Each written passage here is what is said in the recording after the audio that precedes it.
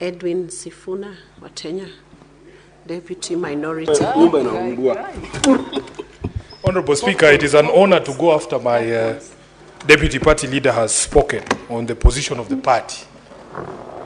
Honorable Speaker, I want first of all to echo the words that the Senator for Vihiga has said, that we as ODM are extremely proud of the campaign that was run by our party leader, the Honorable Raila Odinga. We are extremely proud, Honorable Speaker, because even some of us who are way younger than us were envious of his energy to put in all those hours of flights, to go to all those capitals, to go and speak to all of those people so that they can be able to support him. There is consensus across the country, Honorable Speaker, that there was nothing wrong with the candidate. We presented the best possible candidate Kenya could have. If you look at his stellar experience in public life, even on the continent as the AU infrastructure envoy for the past few years, Honorable Speaker, we had the best candidate we could put forward. Honorable Speaker, last year, I had opportunity to be a part of an observer mission, and it was the first time that I was undertaking such duties in my entire life. We were part of an observer mission for the elections in Somaliland.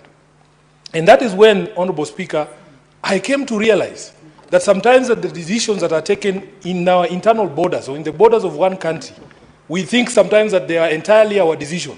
But I'm telling you, Honorable Speaker, I learned that many people, especially your neighbors, your geopolitical neighbors, have interest in what happens in your country. Honorable Speaker, when we were there, we realized that many of the countries around Somaliland had an interest. Addis Ababa had an interest in the election in Somaliland. The people of Djibouti were watching very keenly to see what happens in Somaliland, and of course Somalia itself, because they claim that Somaliland is part of the region of Somalia. Honorable Speaker, what that experience showed me is that I am totally blindsided as a legislator, as a leader in this country, when it comes to global geopolitics. It is no wonder, Honorable Speaker, I made a decision, conscious decision, to join the committee in this House that deals with foreign relations. Because for me, Honorable Speaker, I have always felt that the lack of clarity when it comes to Kenya's foreign policy positions is a problem for even some of us. Honorable Speaker, I will give you another anecdote before I say what I want to say.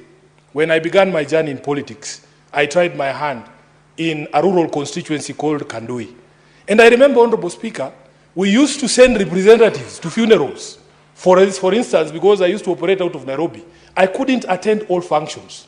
And I remember the advice of one old man, that the people you send who speak in your name, Madam Speaker, they are as important as you. Sometimes even more important than you. Because that face that they see determines whether they elect you or they don't. Honorable Speaker, I was told, you must do family background checks. I can see Khalwale looking at me. Honorable Speaker, if Khalwale sends somebody to represent him at a function in Malinya, and that person has questionable character, like for instance, he's a night runner, or he's a murderer, or he has bad manners generally, then the reputation of that person rubs on you as a candidate. I want to say very clearly that there is consensus that there was nothing wrong with our candidate. The problem, as I see it and as I understand it, is the bad manners of the Republic that he was fronted by. And I want to go through those bad manners, Honorable Speaker, because it is something that is worrying to us. Honorable Speaker, people make decisions based on how they feel about you, your relationship with them. And I believe the election of the AU was no different. We were all very perturbed when a few months ago, some leaders of a rebel movement were granted opportunity to speak from our shows here. And Honorable Speaker, this I want to draw the distinctions between what Raila Odinga believes in, the things that I know he believes in, and the positions that have been taken by our country that are diametrically opposed to the things that he believes in. Raila Odinga is a Democrat. He would never support the appending of power other than by means of democratic processes. He would never support a situation where you have people who are threatening peace and stability in a neighboring country, and then you grant them, a stage for them to be able to perpetuate this division in their own homes. So therefore, Honorable Speaker, you have this Pan-Africanist who believes in democracy, who believes in the democratically elected government in the DRC, And then you have your own country, the sponsoring country, allowing rebel movements to have a stage in our own republic to say things and undermine democratically elected governments back home. Secondly, Honorable Speaker, there are certain things that I actually believe, like global conflicts, that I admit that maybe I do not have the solution. But Honorable Speaker, when your country takes a position on that, you instantly make enemies and friends. And the clearest example to me is the conflict in the Middle East. This is one of the most complex global conflicts, Honorable Speaker. And many people have gotten to a place where we feel that even the proposed solutions that used to appear like they could work, as days go by and the events in the Middle East continue to unfold, we start to feel like maybe there is no solution to these problems. Honorable Raila Odinga is my party leader. I have had him publicly take a position to support the Palestinian people and say that they have a right to a home. Honorable Speaker, that is the position of the candidate. But what is the position of the sponsoring country? Honorable Speaker, when the sponsoring country takes up an opposite position to the candidate, then it presents a problem.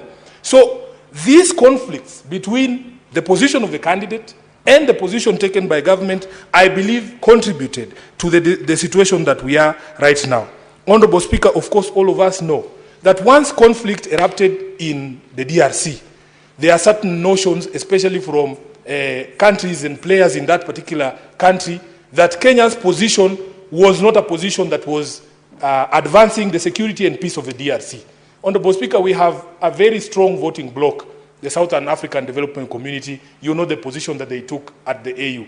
One of the biggest countries and most influential countries in that particular bloc is South Africa. South Africa lost 13 soldiers out of that eruption of violence in Eastern DRC just a few weeks ago. The feeling that I have seen amongst many of these people is that that conflict and that emergence of violence was mishandled by the regions, and especially by Kenya. Honorable Speaker, the evidence is in the fact that when our head of state called for a regional summit to discuss that conflict, in fact, the DRC refused to attend. Honorable Speaker, these political decisions that we make here internally, Madam Speaker, they have global implications. The positions we take as a country have implications of how the rest of the country, the world views us and our standing in the community of nations. Honorable Speaker, most of us were shocked. Just a few days ago, I was sitting at KICC, and there was a red carpet rolled out, and there were very lovely ushers there. And I remember asking them, and they were all dressed in a shade of red, I think. Point of information. It's called... Point of information. Point of information. Would you wish to be informed by It's Senator? going to mess my flow of Senator thoughts. Eddie. But let him inform you. Senator Eddie, do not mess the flow of thought from the Honourable Senator's submission. Madam Speaker, this is one of my favorite leaders in the minority side, so I wouldn't want to sometimes interfere with this point of information. But I think I've listened to him using the word position of country.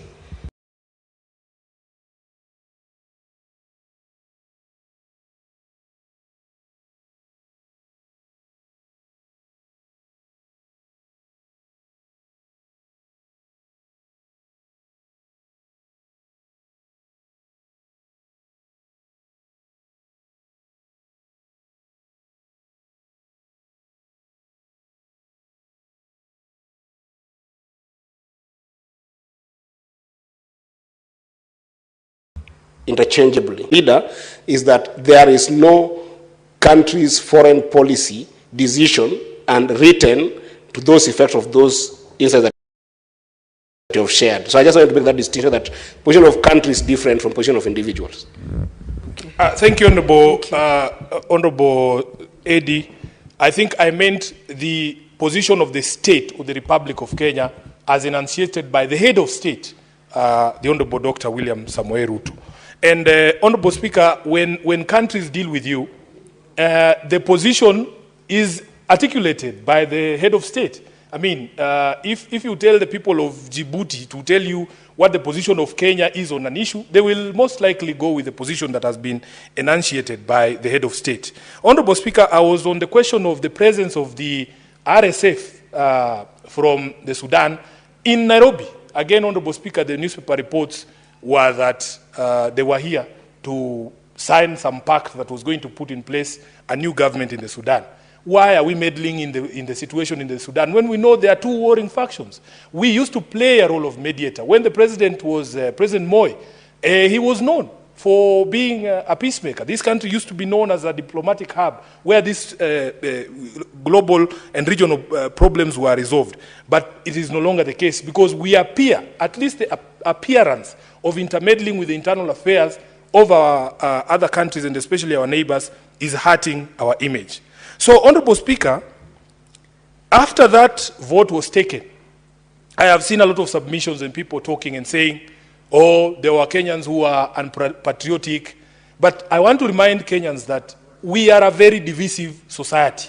We have to come to accept. In fact, Honorable Speaker, as a political leader in this country, we have held the position that you must allow people to criticize you. You must allow people to insult you because, as you know, you are a lawyer like myself, Honorable Speaker. The High Court, our own High Court, has ruled that the freedom of expression extends to insults.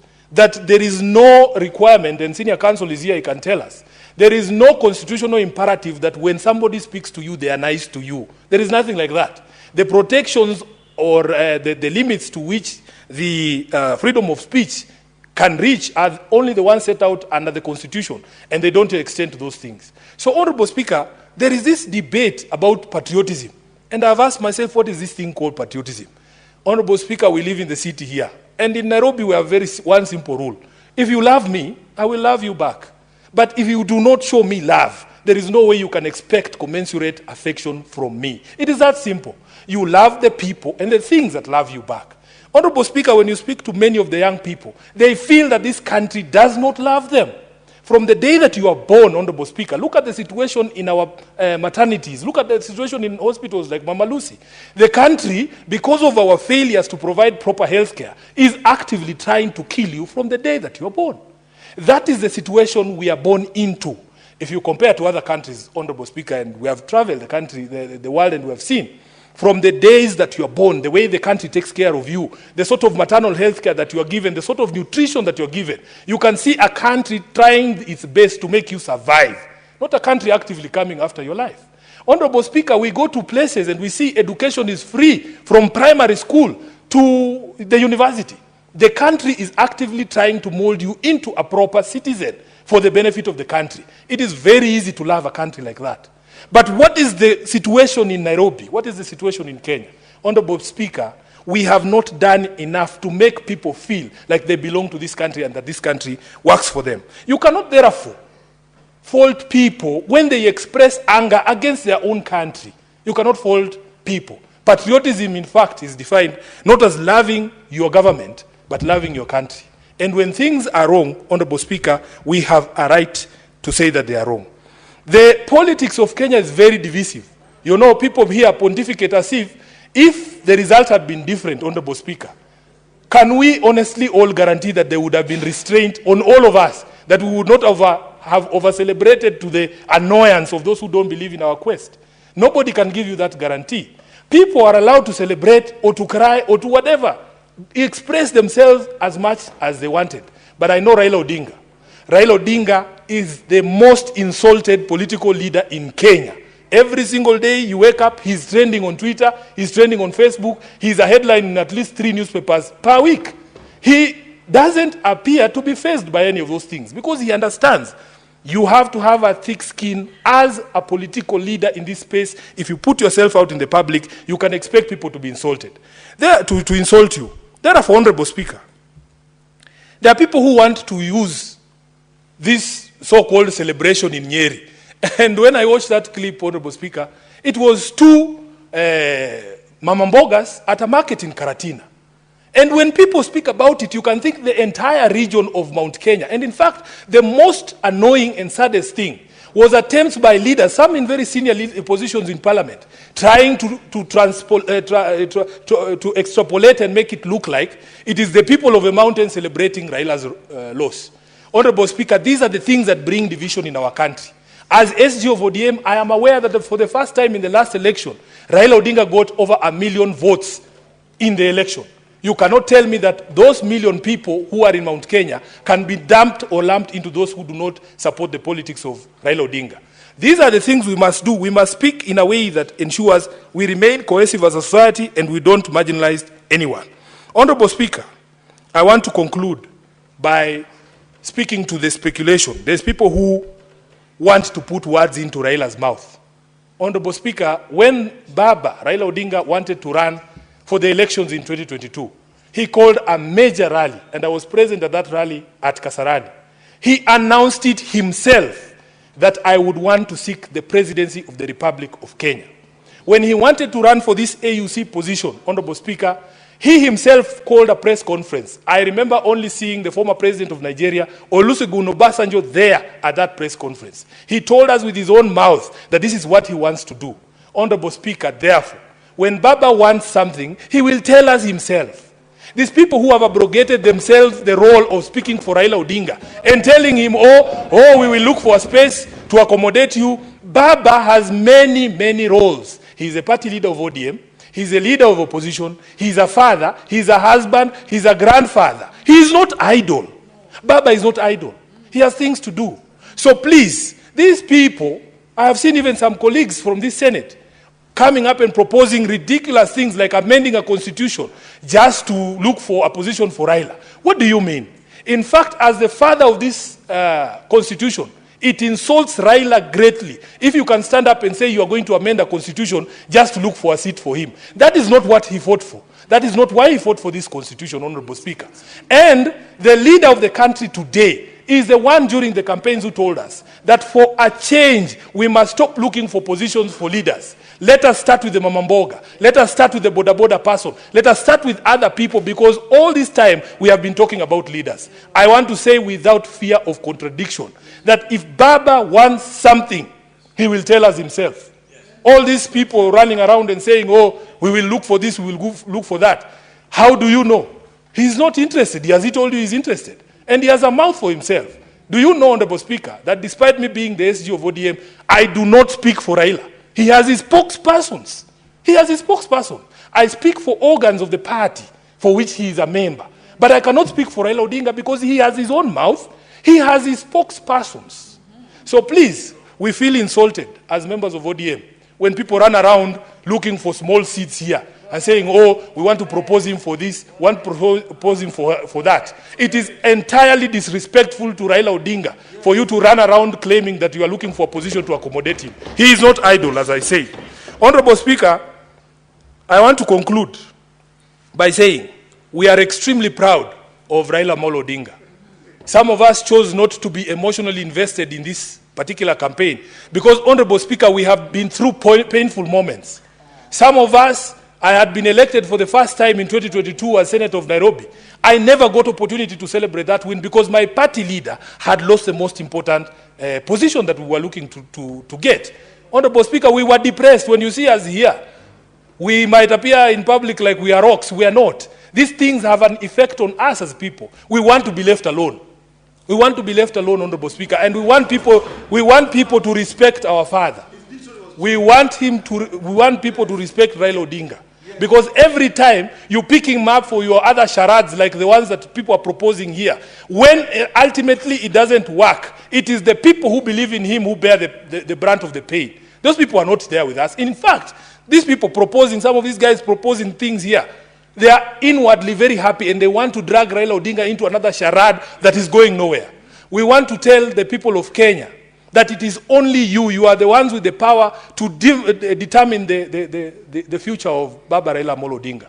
Nobody has the right to tell anyone in this country to retire or to come out of politics. You are not the one who put him into politics. Allow Baba to make the decision himself.